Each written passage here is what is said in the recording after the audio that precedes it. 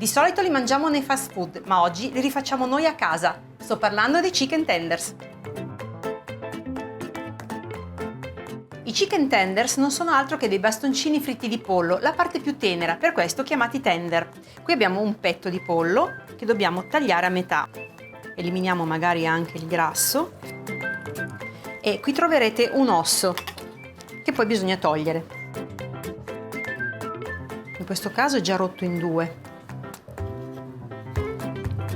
Una parte qui e l'altra ovviamente qua sopra. C'è anche una cartilagine. Togliamo anche il grasso.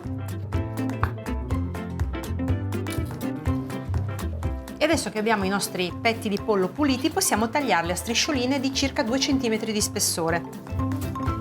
Questa parte la possiamo tranquillamente tagliare in due perché è già molto spessa. Li tagliamo così per il lungo.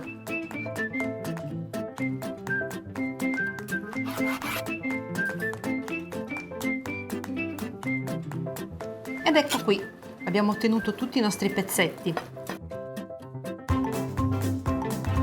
Prepariamo la marinatura per il nostro pollo, che mettiamo dentro una ciotola bella capiente.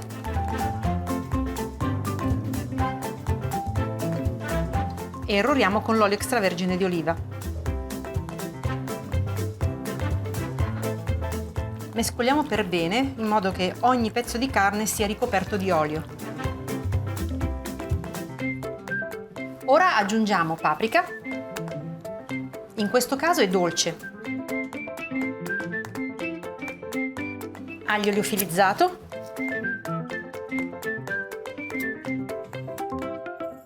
peperoncino di cayenne, decisamente più piccante,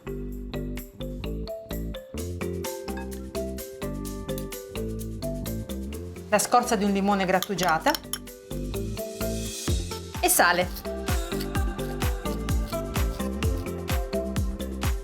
Ora amalgamiamo bene tutto quanto.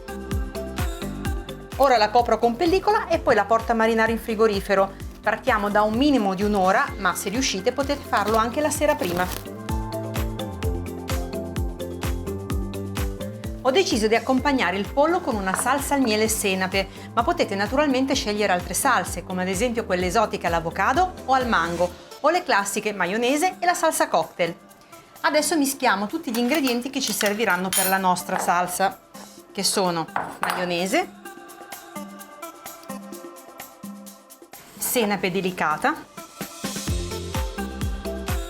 aceto di mele e miele.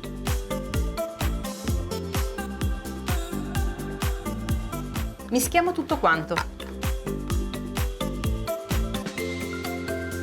Copro con pellicola e porto in frigorifero. Meglio che stia lì fino al momento dell'utilizzo. La carne è marinato, quindi adesso non ci resta che impanarla. Qui ho le uova che rompo e poi sbatto in questa pirofilina.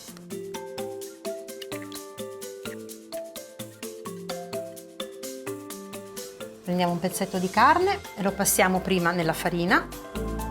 È molto importante rivestirlo interamente con ogni ingrediente.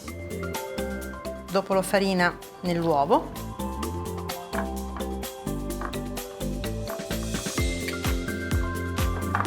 E poi nel panko, che è una sorta di pangrattato giapponese con cui si fa anche la tempura. Premiamo bene per far aderire il panko e poi lo possiamo adagiare su una teglia e procedere con gli altri pezzetti allo stesso modo.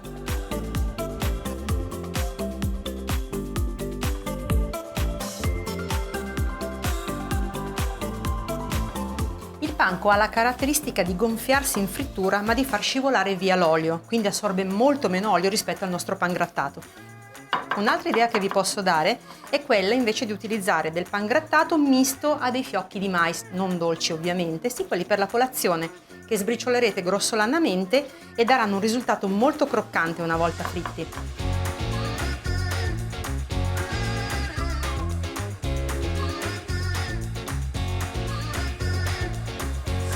Eccoli gli ultimi due e adesso andiamo a friggerli. Qui come vedete ho una pentola con all'interno dell'olio di arachidi a 175 gradi e adesso vado a immergere i miei chicken tender.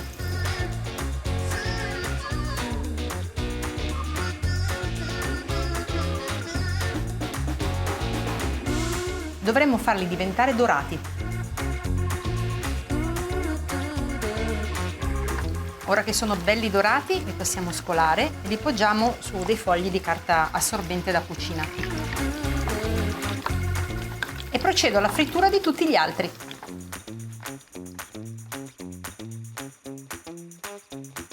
Una volta fritti non dimenticate di salarli prima di servirli.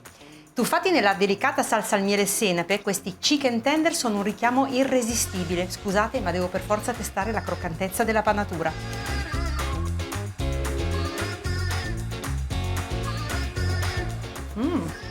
Croccante!